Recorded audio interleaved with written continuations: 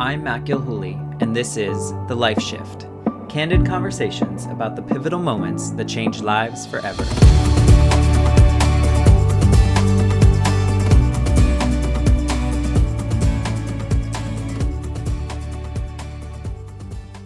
Hello, my friends. Welcome to the Life Shift podcast.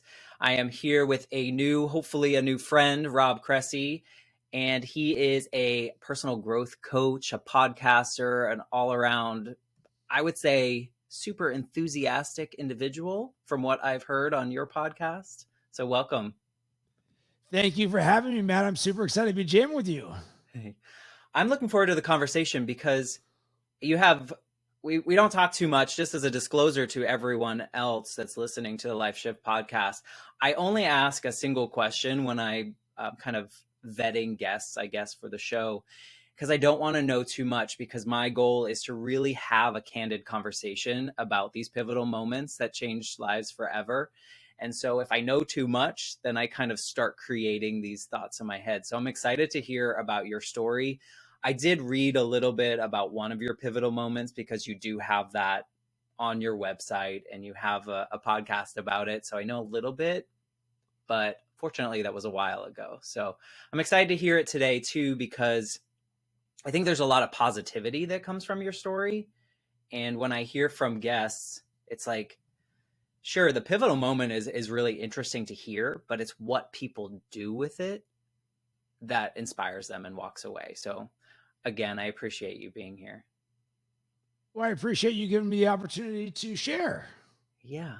So why don't we just jump right in, and you can kind of give us, if you can paint the picture. I know you have two pretty pivotal moments in your lives that changed your human experience, if you will. So maybe paint the picture before that first one so we can just get an idea of who Rob was before that first one. Yeah, so to paint the picture, my dream leaving college, I had a degree in marketing from Miami of Ohio University, and my dream was to work for an ad agency and be creative and brainstorm and come up with ideas. I'm like, boom, I'm going to live this creative life. And unfortunately for me, I was unemployed for a year and a half after graduating college, lived off my credit card, and I was dead broke. And when I finally scratched and clawed and got a job, it was at a Fifth Third Bank call center, slinging home equity loans, making $10 an hour in a cube farm with a computer with no internet and no email. That was your my dream. reality. Yeah, exactly. And while I was thankful to be making $10 an hour and not $0 an hour, it was the opposite of what I wanted to do. But that was my entry point into inside sales. A lot of people in marketing, they get into inside sales because everybody will hire someone for sales. Mm-hmm. And over the next decade of my life, I moved jobs to a job that was a closer commute or paid more money. And that got me into the online advertising world. And eventually I got really good at it. And I made a lot of money. And I got to the point where you can be really good at something and make a crap ton of money and not love doing it. And for me, for sure, that was me for doing this for a decade. And all while this is going on, my dream was to work in sports and be a creator full time. And I'd started various sports blogs on my own, and I would write for free because all I wanted to do was talk about sports for a living.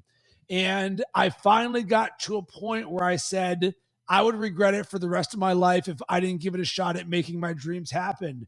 So what I did is I cut the cord, I burned the boats, I left my multiple six-figure ad sales job to go all in on living my dream of being a full-time creator and working in sports.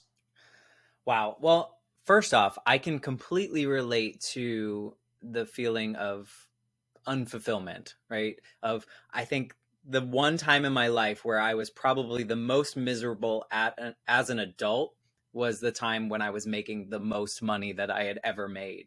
I was literally just like going home and I would just go to bed because I didn't want to be awake anymore, because that meant thinking about work. And so I think there's something to be said, and maybe it's the idea of being a creative, that it's almost like soul sucking because you're doing everything that you don't want to do in that experience. Yeah, because you have so much potential inside of you that you are living by default. Hmm. And this is just sort of how things go. And you're like, man, I would do anything to do what I love, what I'm really good at, or what I know I can be good at. And so often you just don't see that you have the opportunity for it to make that happen until you say, I'm no longer living this way. I am going to Hmm. do what I am born to do.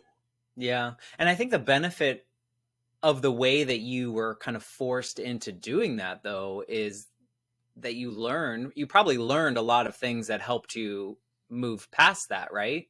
I mean, the skills that you learned in those jobs working your way up, did they serve you in your next phase? They did, because that's the lens that you create for yourself. Hmm. Anything can serve you if you choose for it to serve you. Of course, having a background in sales for a decade, very valuable. But you know what? The number one thing that I learned from it, I learned what I don't want to do with my life. And there is Yes. no thing that is more valuable than learning what you don't want. And for me, I know what it is like to live for a decade doing the opposite of what you want to do.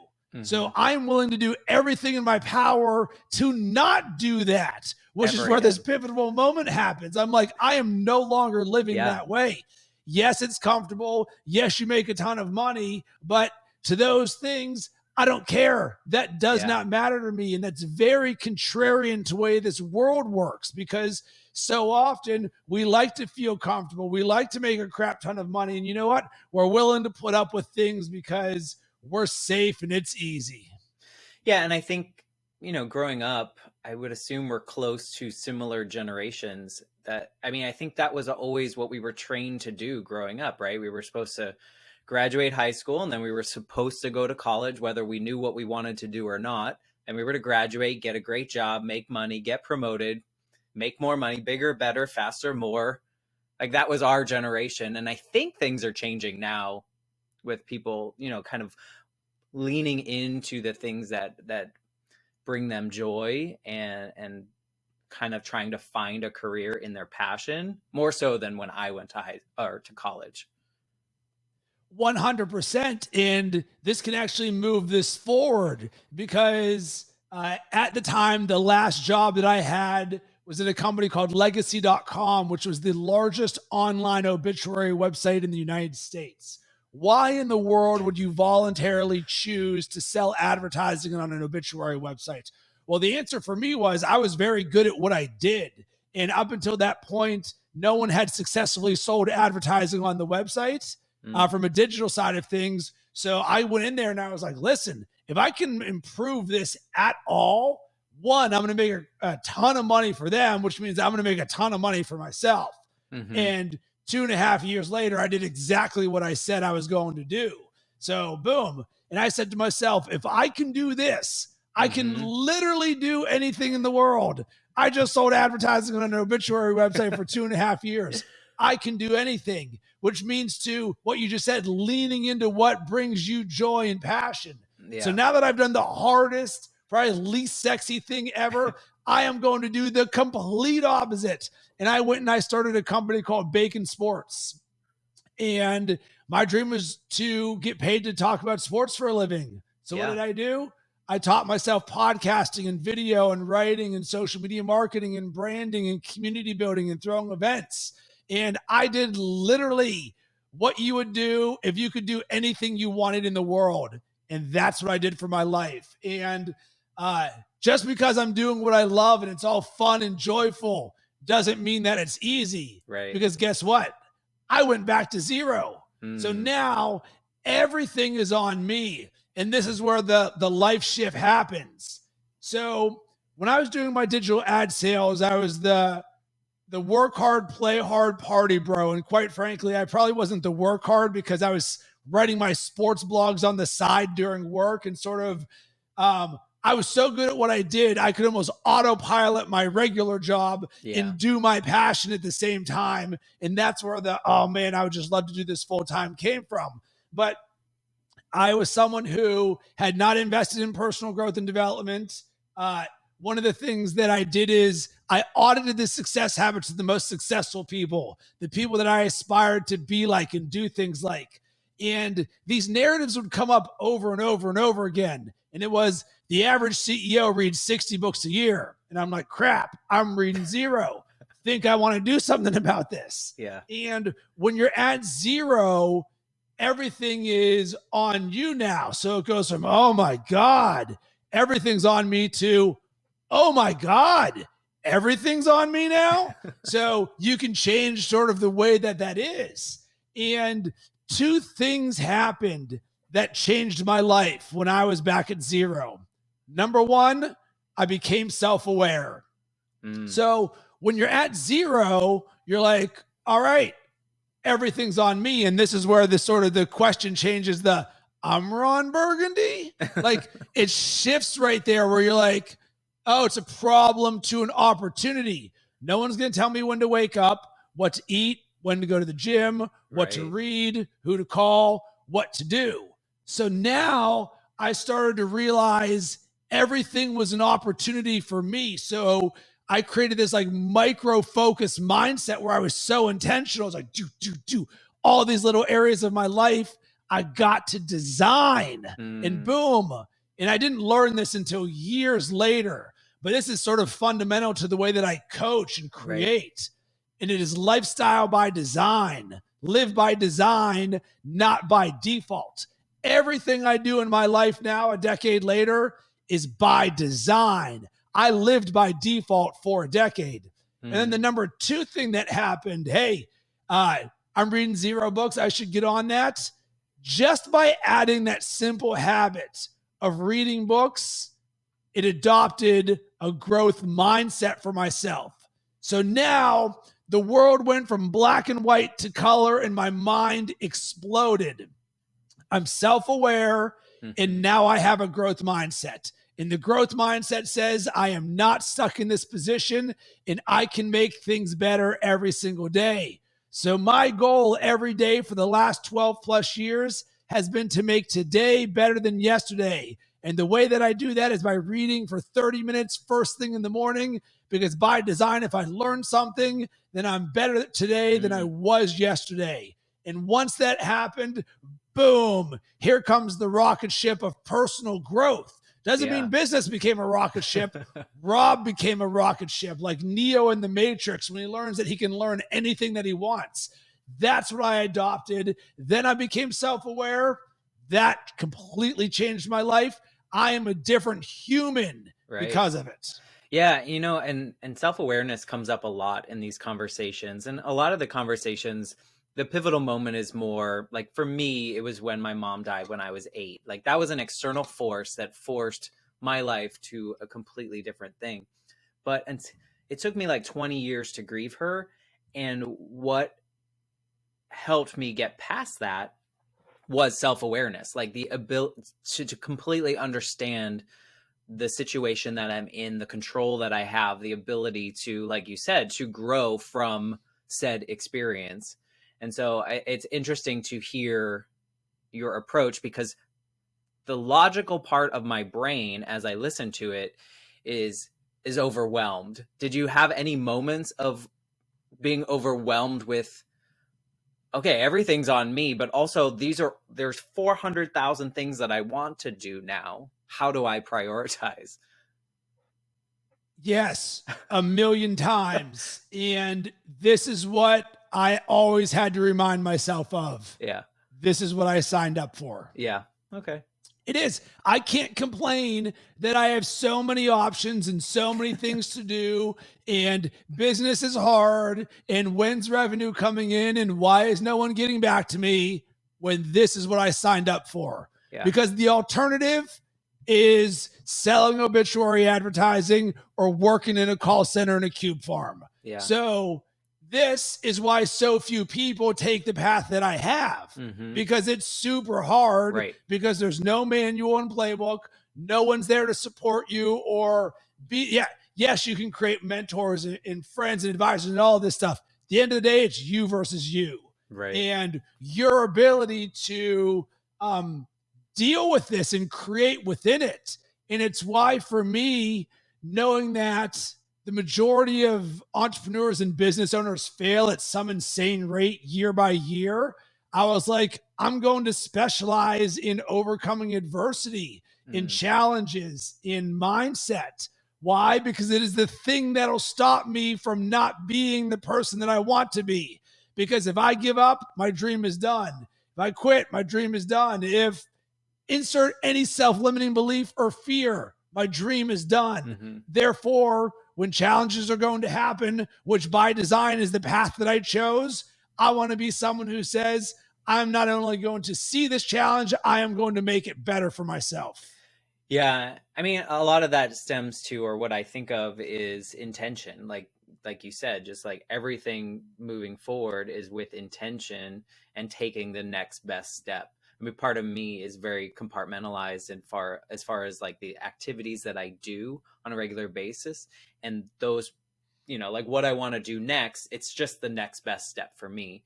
So I can relate to that, but it sounds like, I mean, I don't think I could be you. Maybe I could, but in that sense, that growth path that you took is super inspiring, because it sounds like one thing pushed you to do the next thing, and then the next thing, like, was it that exponential growth because of those choices that you were making? 100%. So it's building blocks. Yeah. And what I always say, and there's a quote that I love, the bigger the dreams, the deeper the foundation. The foundation that I have been building for what I am building is insanely massive, because my dreams and goals are insanely massive, and everything stacks on top of each other. So the person that you are listening to or watching right now is not who I was 12 years ago or 10 years ago or 9 years ago or 8, 7, 6, 5, 4, 3, 2, 1. Because every day it builds on top of each other. There's new insights and new learning. And it's also why we hire coaches, so that we can accelerate the rate in which we grow through somebody else's experience, what they have seen and what they've experienced, to help us create who we want to be. And Matt, I would never want you to be the exact person that I was. But what I want to do is to show you what is possible for yourself. So everything that I've done, or at least with this conversation, it's all about the inside, the mindset, the heart set, and you can be anything that you want to be. So all of these things are invisible skills. They're thoughts. There's my way of controlling the story and the narrative of that I tell myself. Yeah. So I love to teach and coach the tools, the perspectives, the mindsets, the habits, the routines, the ways of being, to create yourself as the best version of yourself, so that you can create anything that you want in your life. It's not become Rob. It becomes, here's your tool belt. Now go do whatever Matt wants to do. Did you have any elements of this version of Rob, like in school as a kid? Like, do you feel like you've always been a None, really? So this version of me from the personal growth side of things was never there. The thing that was there is the creative side of me. Even as a kid, I loved to draw and do cartoons, and I was artistic. I loved sports. So it's natural that what I leaned into ended up being creative, and for a large part of this, sports oriented. So I followed my passions. But I think it would be challenging for anyone to, well, maybe not anyone. Like, I wasn't an exceptional student in college. I'll certainly say that. I enjoyed having fun in college more than I did studying. So I'm not a bookworm or somebody who spent any time in the library. Whereas the person I am now, I read more books than 99.9999% of people in the world. But if you were to see me 12 years ago, no shred of this existed. That's so interesting. None. Yeah. And so, and this pivotal moment was very internal, right? Because you made all these choices intentionally moving forward. And then I know we hinted at you having like this second pivotal moment. So as you're going through this journey, the next one is kind of an external force, right? That kind of shifted a little bit more. Maybe you can give us a little bit about that. It's a great transition because the building block concept saved my life. And I'll give the Cliff Notes version. So I am athletic. I love sports. I've played everything that there is. And I decided to run a marathon, the DC Marathon. And maybe this is 8 years ago, let's call it. And I actually gave it to my wife as a Christmas present because she had run a few marathons before. She's like, oh, I would love for you to run one with me. And even though I'd run 5Ks, 10Ks, and half marathons and Tough Mudders and the Urban Athlon, there's something different about a marathon. It's a different level of commitment. And it just didn't interest me. But I was like, you know what? I'll give it to my wife as a Christmas present. If I'm going to do it, might as well get double credit for this, right? So she's like, oh, excited for it. So we trained for it. And I am not... I am competitive, but internally competitive. I'm not a professional athlete, but I live my life as an athlete. So going into the marathon, I trained for this thing. Boom. My goal is to get under 4 hours. I'm sharp. I'm prepared. We get there and fast forward to mile 25 and a half, and I'm 3 miles ahead of my pace, and I can see the finish line. Boom. I'm about to add something to my life resume, major achievement. Next thing you know, I wake up and I am packed head to toe in ice, in a medical tent, staring at the ceiling with medics around me saying, essentially, stay alive, Rob. That's what I snapped into. So I went from, I see the finish line, to the next thing I know, I'm packed head to toe in ice, trying to stay alive. And all of a sudden, shit gets real quick, where you're like, whoa, what is going on? So can't really move, like complete no idea what's going on. So, all right, good thing that I'm a self-aware person. So I'm now trying to figure out what's going on just with my eyeballs and my ears. That's it.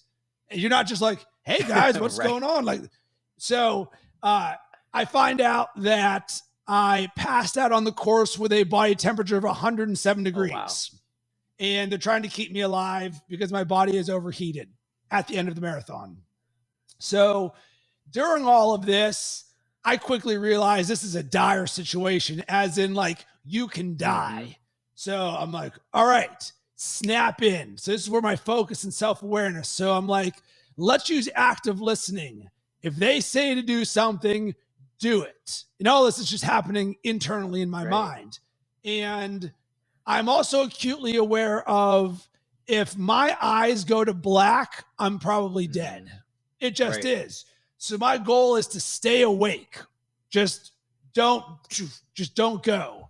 So with all of this, all of the work that I had done leading into this, that I just told you about. So I'm about this growth mindset. I'm about overcoming adversity. I'm about being an entrepreneur and dealing with challenges. So I'm like, all right, what can I do to stay alive? And I figured out, if I am speaking, I'm not dead, right? So if you can, so I'm like, all right, just talk, even though I'm packed head to toe in ice, just no idea what's going on. So I'm like, all right, well, what can I even think of? And of course, I'm just telling you what I'm thinking after the fact. And I'm from Pittsburgh and I'm a Steelers fan. So I said to myself, I'm a Steelers fan. The Steelers are playing the Raiders. And I'm just saying this over and over and over out loud. I'm speaking it into existence because I'm not dead. I'm not dead. I'm not dead. And then at some point it shifted to, I'm a fighter. I'm going to live. I'm a fighter. I'm going to live. And it changed almost like in a Braveheart manner. All right, I figured out what to keep myself alive. Now that drive inside of me, boom, I'm going to live. And I ended up living. And I credit my mindset for keeping me alive, because would it have been easy to freak out? Yes. I actually did not panic at all during this. I was not afraid because there was no time to be afraid. That when you're put into a dire situation like this, that this was the penultimate moment of everything that I'd been working on for the last 5, 7, 8 years as an entrepreneur and as a creator, for, you prepare for what's difficult when it's easy. And then all of a sudden you get thrown into something that you have no idea what's going to happen. And that's where all of my training came in, and boom, I was able to keep myself alive. It's like a proof of concept almost.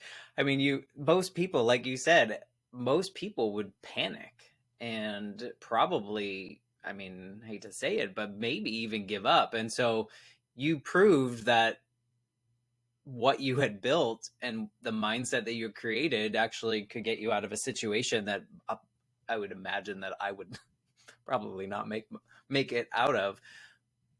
And probably had you still been working at legacy.com and that happened, different story, right?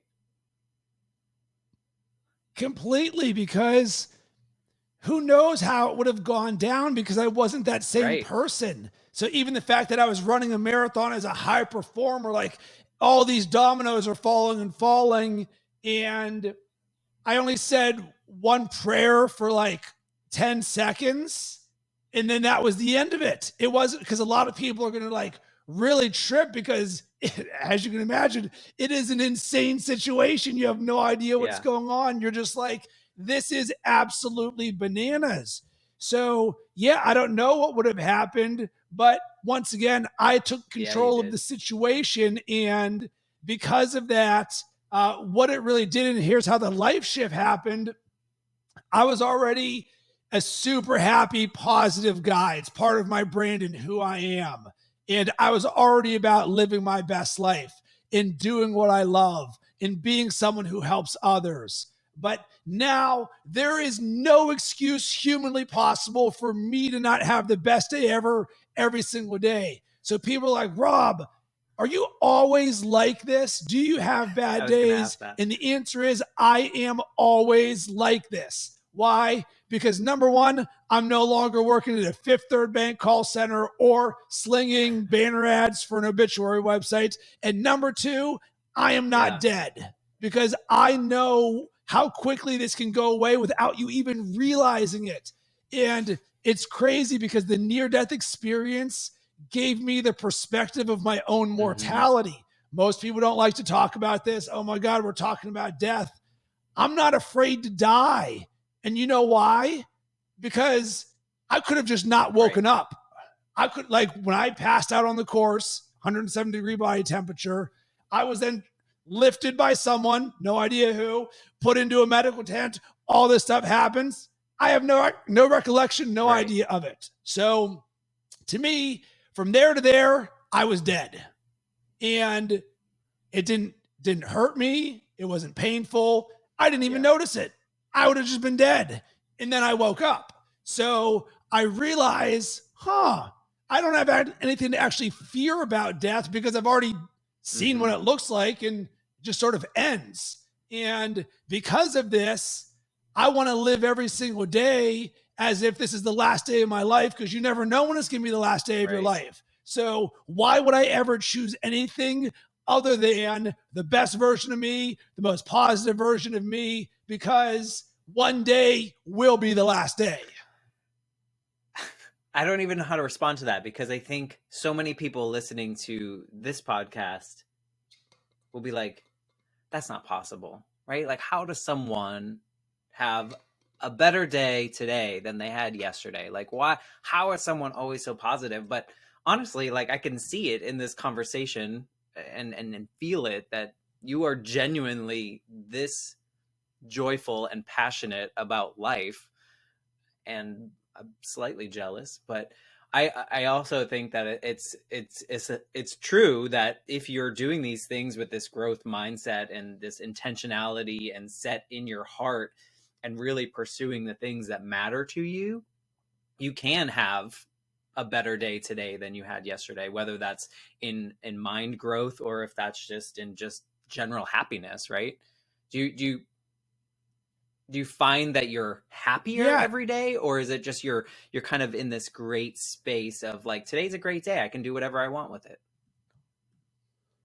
So we'll get extremely specific and tactical here, because I love this. To answer some of your things, as we speak right now, I look on my wall and it says, happiness is not a destination, it's a way of life. So for people to think that, oh, I will be happy when ... I buy the thing, I find the relationship, this thing happens. Got it all wrong. Happiness is a way of being for me. One of the declarations I speak out loud every single day is, I am the happiest person on earth, shining my light on everyone. It's a self-creation inside of this. And then you said today is going to be a great day, right? Well, here's literally the simplest tip humanly possible for how to create amazing days. So the first thing that I think every single morning when I wake up, I say, today is going to be a great day. And within the first 2 hours of me being up, I estimate that I say, today is going to be a great day 3 to 5 times. Why? Because if you say today is going to be a great day, and you do it today, you do it tomorrow, and you do it next week, you do it next month, you do it next year, and you do it for a decade, and you do it for 50 years, do you think if you said that every day for 50 years, you would have more great days? Likely. Of course. It just makes complete sense. And the world is designed to throw crap at you. Fear, self-limiting beliefs, comparison. They want you to be fearful and not be the best version of yourself. So I'm like, all right, I'm going to drip positivity right out of the gate to myself. You know how much money that costs me? $0. You know how many seconds it takes me? 2 seconds of my life. So you're telling me I can spend between 6 and 10 seconds of my life saying today is going to be a great day a few times, and I'm going to have more great days? You are 100% correct. So what this comes down to now is process and design. If you want to be happier, let's design it. So what does that look like? And this is straight out of my coaching Bible. This is what I do. This is what I live. This is what I coach. The majority of the world lives by default. They wake up every single day. They look at their phone. They turn on the news. They jump on social media. They check email. They check Slack. They go to work. They might not like it. They might like it. They get paid a lot or a little. They go home and they do the same things over and over again. And sometimes life can be good. Sometimes life can be bad, but they have no process or design to what they're doing. Sound familiar? It does. Or we can choose to create the story we tell ourselves. So how do you show up as the happiest person on earth every single day? By creating a process. And the example that I give is, let's think about yourself as a computer. And for a computer, when you turn it on to be the best version of a computer, so it does the internet, it does video, it does all of those things. It has a boot sequence that goes, run this program, run this program, run this program, boot. Cool. We are now a MacBook Pro, and this works like a computer is supposed to work, right? Cool. So imagine thinking about yourself and creating the best version of yourself every single day, the same way you would a computer booting up. All right, for Rob and Matt to show up as the best version of ourselves every single day, what are the programs that we get to run that will create the feelings, the emotions, the thoughts, the stories in ourselves? So this is where the habits, the routines, and the mindsets come in. So boom, first thing I do is read for 30 minutes every single morning. And I drip gratitude. I say 3 things that I'm thankful for when I'm brushing my teeth. And I meditate for 5 minutes. And then I do some journaling for 10 minutes where I just get whatever's in my head out of my head. And I'm not on my phone. I don't turn on the TV. And then I've got a series of documents that say, this is the best version of Rob. And I speak it out loud. And the first thing it says, I am infinite love. And I speak it. And then I feel it. And then I visualize it. And I visualize just infinite love coming from me. I love that I get to talk with Matt today. I love my family. I love the opportunity that is there today. Infinite love courses through me. Yeah. Boom. I've now activated that. Next, I'm constant creation of who I am. And I think to myself, I'm in charge of creating my lens for the world and how I show up in my actions. And I'm in charge of all of this. Boom. And I go through a series of all of these things. And I speak it every single day because this is the power of consistency. And if you haven't read the book, The Power of Consistency by Weldon Long, I highly recommend it. It changed my life. And you know what it says? Most people just don't spend enough time going over their dreams, so they never make their dreams happen.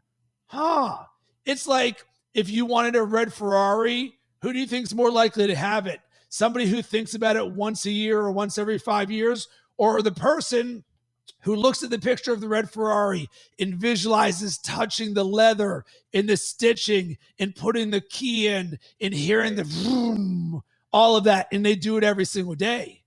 The exact same process we can create for ourselves. And Matt, when you said, I don't know if I could ever be like you can be the best version of Matt by creating the boot sequence that says, number one, what does the most powerful version of Matt look like?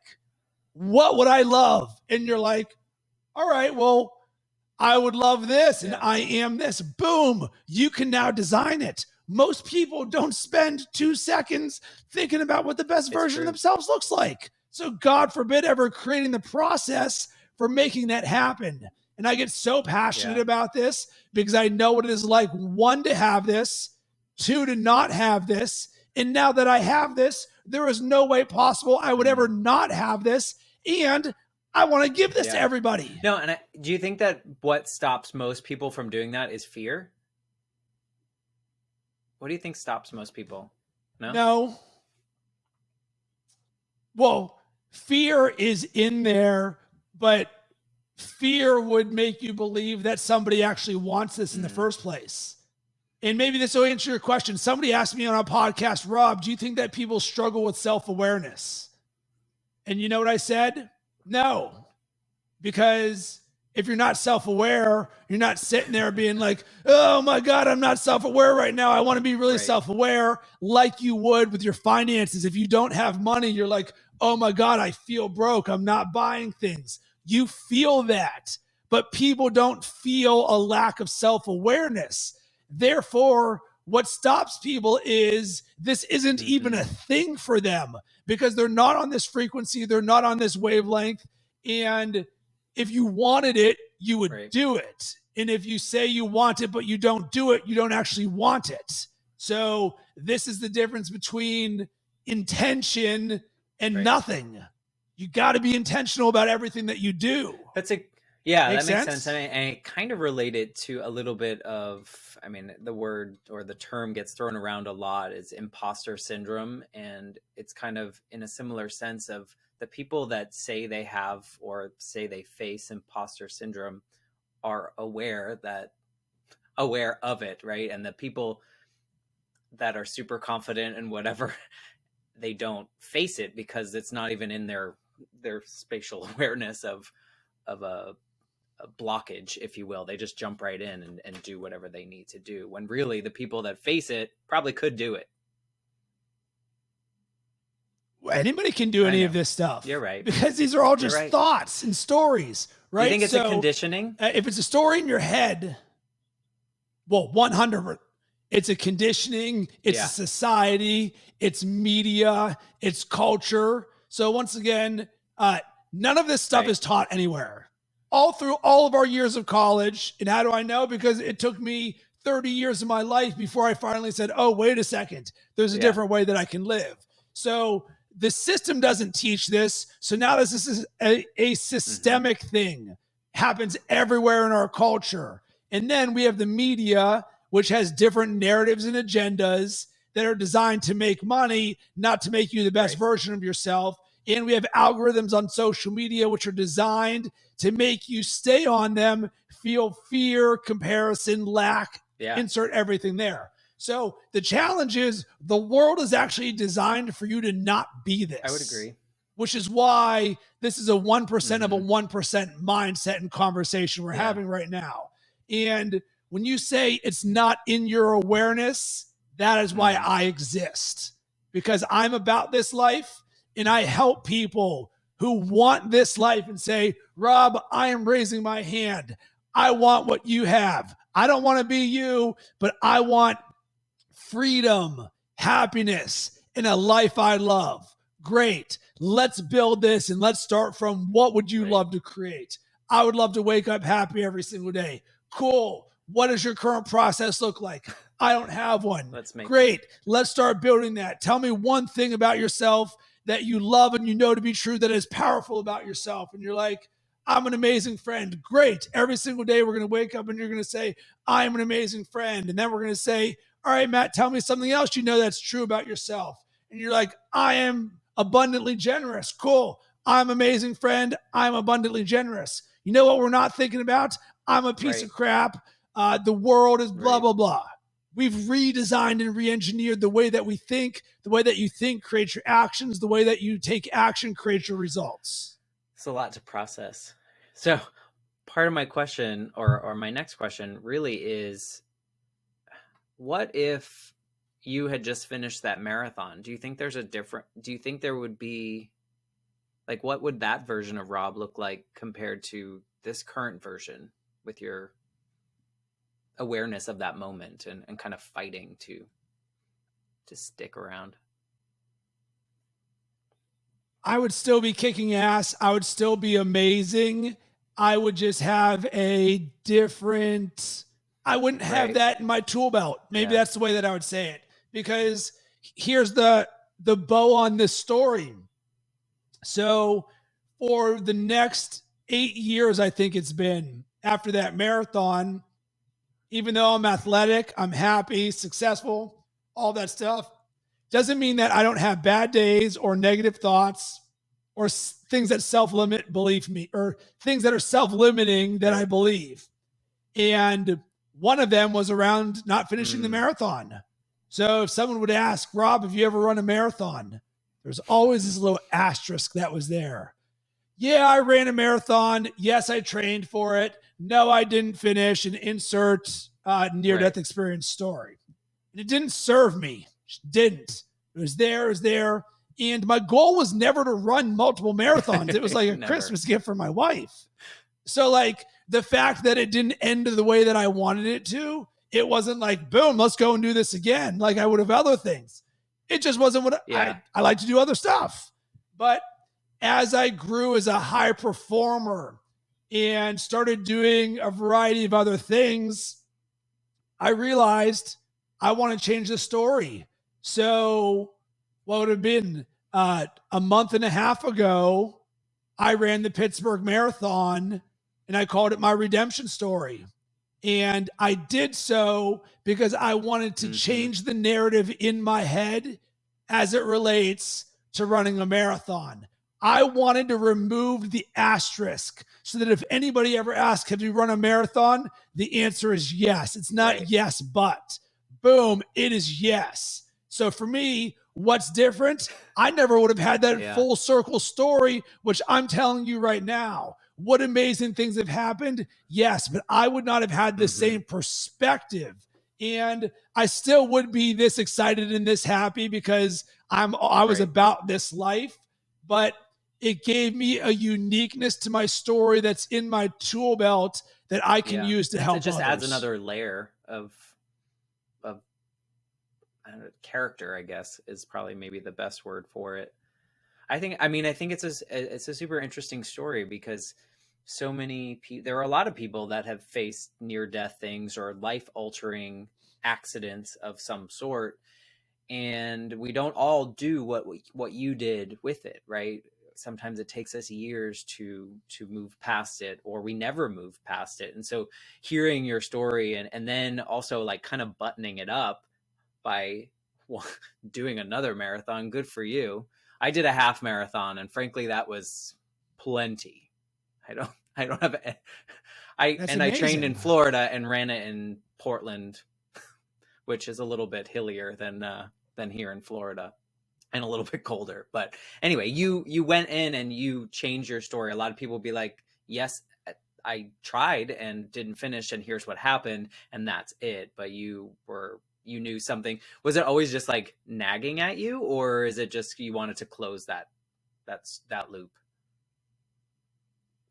Yeah. A little of everything. That as a high performer and an athlete and somebody who's just running and doing these other things, when I looked at my life resume, I didn't want to go the rest of my life with that asterisk being there. So I was like, you know what? Let's just remove this because it's going to be there. It's going to be there forever. And I don't want that there forever.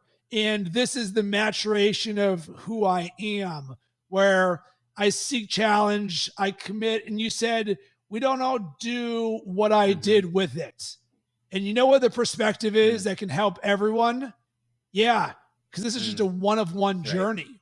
Right. It's me versus me. Whereas the majority of people think this is a, not even a me versus everyone, because everybody doesn't think of it as one me versus me. They don't even think about it. It's comparative. Oh, keeping up with the Joneses. So when you realize this is a one-of-one and you can design this and do whatever you want, even if you are in a job right now that you like or you don't like, you're choosing to do this. Our entire life is just choice. Might as well design those choices to some things that we would love to do. It's a lot of inspiration coming out of your mouth, and it has me thinking, and probably people listening to the podcast thinking about how we can start to really truthfully design what we deserve and what we want out of this life. If you could go back and talk to the version of you that just graduated college, struggling to find a job, is there anything that this Rob could tell him, or would you let him go through all the motions so that you could be who you are now? Well, one, I would allow him to go through all of the stuff that I did now because I love where I am right now. It's the best life ever. So it's the whole butterfly effect. That being said, if I were to go back and give advice to that person, I think some things that I would say is, number one, hire coaches sooner because they accelerate the speed of growth. And I think about, for the longest time, I didn't have coaches until I had my first one. And I remember paying $2,000 or $3,000 for a brand coach. And I was legitimately nervous because I'd never done it before. And anyone who's hiring their first coach knows what this is like. You're living in fear and lack and not enough. What if this doesn't work? What if he or she is not who they say they're going to be? What if all of a sudden I go bankrupt from all of this stuff? Blah, blah, blah, blah, blah. Right. All a bunch of garbage. The second I made that commitment, I was now a person who pays for coaching. It completely changed my life. I felt somebody who coached me and supported me and loved me and wanted the best version of me. And since that moment, $3,000 turns to $5,000, turns to $10,000, turns to $12,000 for coaches, because I can get to where I want to go faster by the people who have already done it. And I want to be around other people who are about this life. So you're consistently leveling up. And this isn't about the money. This is about the commitment to myself. I am someone who is willing to invest in myself. So really the high level answer to this is invest in myself sooner. It took me 10 years out of college before I started investing in myself. I could only imagine a kid graduating college right now with access to this conversation right now, to coaching programs, to books, to podcasts, to Audible. Holy smokes, man. Like, you could be an entrepreneur at the age of 21 and do amazing things. This was nowhere on my radar back then because this didn't even exist back then. We didn't have access to podcasts and learning. It was like, I finally found Rich Dad, Poor Dad, that book, and that was my first book that I read. Like, that's how this happens. Now, someone could just start working with me immediately and be like, congratulations. Boom, let's accelerate. Right. Let's take 10 years off of what you have to grow. I mean, back then, Rich Dad, Poor Dad was on like an 8 cassette tape audiobook. I remember those days. I appreciate you being on this show because your story is really cool, but I think you've given us a lot of tangible takeaways that we can use daily, even if it's as simple as when we wake up, we're speaking things into existence that matter and will help us have that best day ever, which is the name of your podcast, right? Best Day Ever. It is. It is. Crazy concept. Best year ever. Well, it's Best Year Ever is the name of the podcast. So how do you create your best year ever? Yeah. You have your best month ever, week ever, day ever, hour ever, moment ever, because best year ever is actually a lifestyle, a mindset, and a way of being. And Matt, actually, I didn't get a chance to put the button on the question that you asked of how is every day the best day of your life? Well, the answer is because all we can do is be present in this moment. We can't do anything about the past, and the future hasn't happened yet, right? So even when you get married or you have kids or you finish a marathon, those achievements happened in the past, but you are now that person who has lived that, and all you have is this moment. So right now, this is my best moment ever because I'm Rob, who is married, who has a child, who has run the marathon, who has also not finished the marathon, and all that leads up to who I am right now. So I can only choose, is this my best moment ever, or anything else isn't going to serve me? We can all learn a lot from this conversation. I think society has really conditioned us to feel other ways, and I hope that anyone listening will take some of your advice and reach out to you and follow you. We're going to share some of your links and how to connect with you if they so desire. In interest of time, I'm going to say thank you for being a part of this. I think your life shifts are different than the other ones that are shared on this story, but what you've done with them is super inspiring. So I appreciate you just even giving me the moment to hear all this and changing probably my life from this moment forward. Well, thank you, Matt. That gives me chills and it makes me happy because I've got a goal of helping 10 million people. And I truly want to give this to others to show them what is possible for themselves. Yeah, no problem. Thank And if you you're for this listening to the opportunity. Life Shift podcast right now, please check out the links in the show notes for Rob and connect with him. I'm sure that you will learn something new and find ways to better your life and have a best year ever. I'll say it correctly this time. So until next time, we'll see you next week. And I appreciate you, Rob. Thanks for being here.